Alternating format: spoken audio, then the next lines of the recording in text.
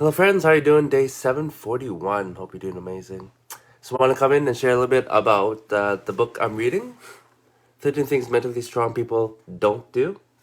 And for my title, as you can see, I want to share some thoughts on why we shy away from change. And so, the simple thing is that, we don't want to change.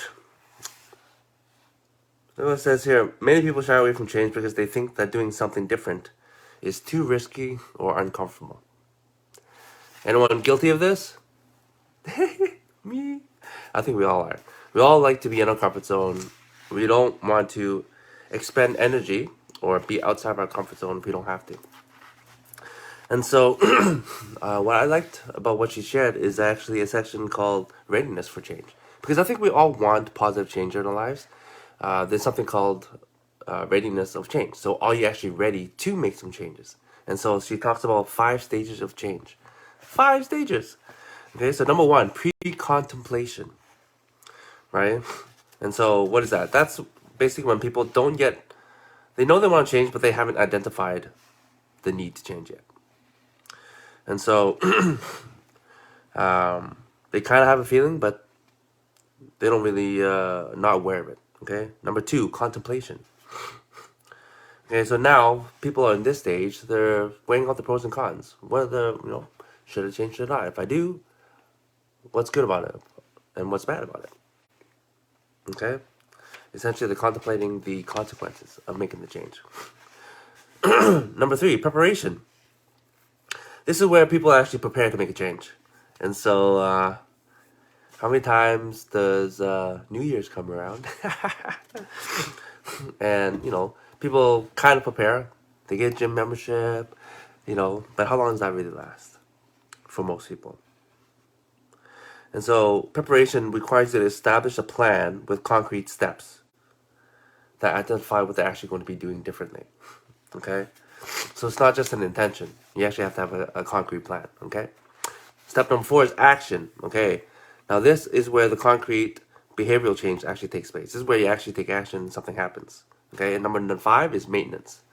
Okay? So, once you've actually created the change, how do you keep it and how do you keep going? Okay? And so, hello, I'm on day 741. Starting it was actually an uphill battle, but how was I able to maintain it?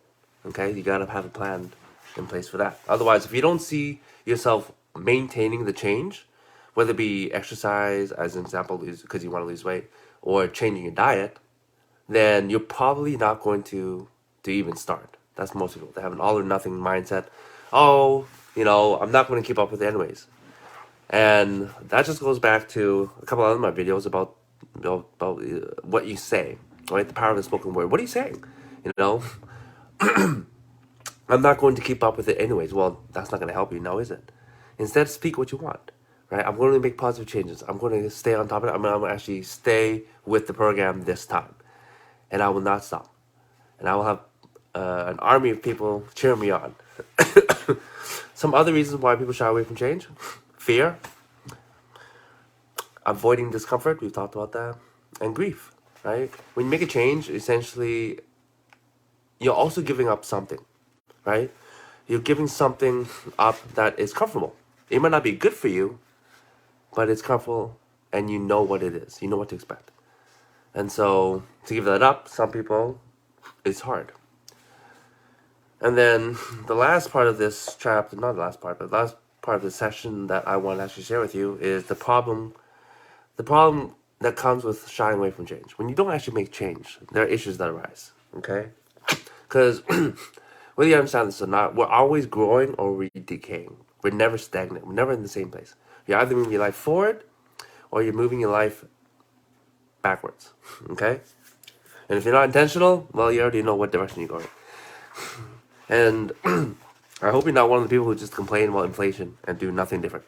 Oh my gosh, the cost of living has gone up so much, rent, blah, blah, blah. Okay, that's just complaining. Okay? I don't disagree with you with all that's happening, but you don't have to act like a victim. Right? Take responsibility and say, you know what, this is the situation. What can I do about this? Okay? Because I don't know. I just find it interesting and a waste of energy, really, complaining about things when you can actually do something to make it better. You're putting energy towards something, anyways. So why not put it towards something that helps you? Okay? So the problem with shying away from change, number one, staying the same often equals getting into a rut. Okay? So obviously if you don't make a change, you're going to do the same thing over and over again. And, I've talked to some people and say, hey, how are things? What's new? They're like, same old, same old. I just want to shake them up. I'm like, same old, same old. I haven't seen you in freaking like 2-3 years. Or a year, whatever it is. And nothing's changed, really? Okay, cool. But no judgment here. Wherever you're at, you're at. Number two, you won't learn new things. Man, I don't get that part. Like, there's so much we can learn. And we have the capacity to be able to learn new things. It's amazing, I share the example of when I go play volleyball. I play with a group that's like half of them like Filipinos, so I'm learning some Tagalog words. So to my Filipino friends, mabuhay, kamusta ka? Mabuti, salamat, maraming. If something's good, oh, masarap, okay, paalam.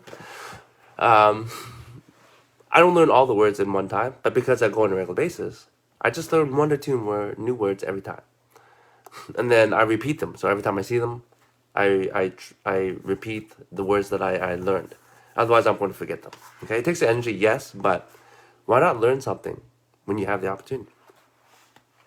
Okay, next step or next point why shying away from change may hurt you is that your life may not get better if you don't change, because you actually have to make life better. You won't challenge yourself to develop healthier habits. Okay. Next point, other people will outgrow you. For me, that's a big one. I like to surround myself with people who are growth oriented and are willing to stress themselves. That doesn't mean that you're putting yourself in uncomfortable situations all the time and in dangerous situations. That's not it. It's just people who value growth and actually willing to do something about it. And those are one of the deal makers when it comes to finding a life partner for myself. I know I need someone who values personal growth and is willing to actually do something and take some action. Because saying it is one thing, but actually taking action is another. And so it's the way I see it, it's kind of like a rubber band, right? And so if there's 2 people, and let's say you start, close, right? You're never on the same level. But if one person's growing, or let's say here, if one person's growing and the other one is, just comfortable, wants to stay comfortable, at some point, like an elastic band, it's going to snap. And you're going to be like, who are you? And the other person's like, who are you? You won't even really know each other. Why? Because you're at different places in your life. And the last one, oh, this is a good one. The longer you wait, the harder it gets. Have you ever put off something? Thinking, I'll get to it later.